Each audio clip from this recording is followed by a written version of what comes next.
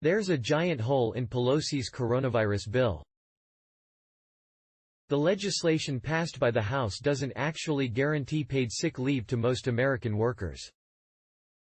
House Speaker Nancy Pelosi on Friday night celebrated the coronavirus legislation that passed early Saturday as providing paid sick leave to American workers affected by the pandemic. In fact, the bill guarantees sick leave only to about 20% of workers. Big employers like McDonald's and Amazon are not required to provide any paid sick leave, while companies with fewer than 50 employees can seek hardship exemptions from the Trump administration. If you are sick, stay home. Vice President Mike Pence said at a news conference on Saturday afternoon. You're not going to miss a paycheck. But that's simply not true. Sick workers should stay home, but there is no guarantee in the emergency legislation that most of them will get paid. After a Waffle House employee tested positive for the coronavirus earlier this month, the company refused to promise it would pay other sick workers to stay home. Now, under the new bill, it would qualify for the big company exemption.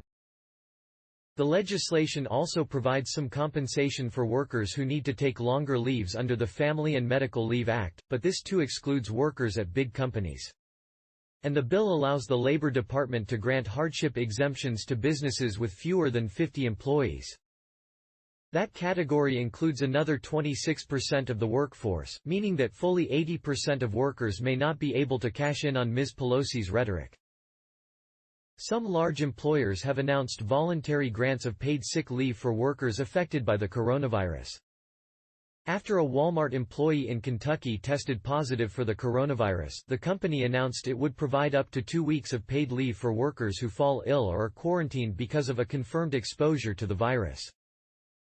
But such voluntary policies are an inadequate substitute for legislation. Many large employers have not announced any changes. It's also true that big employers are generally more likely to offer standard sick leave benefits. Roughly 86% of workers at big companies get some kind of paid sick leave, according to federal statistics. The House's failure to require universal paid sick leave is an embarrassment that endangers the health of workers, consumers, and the broader American public.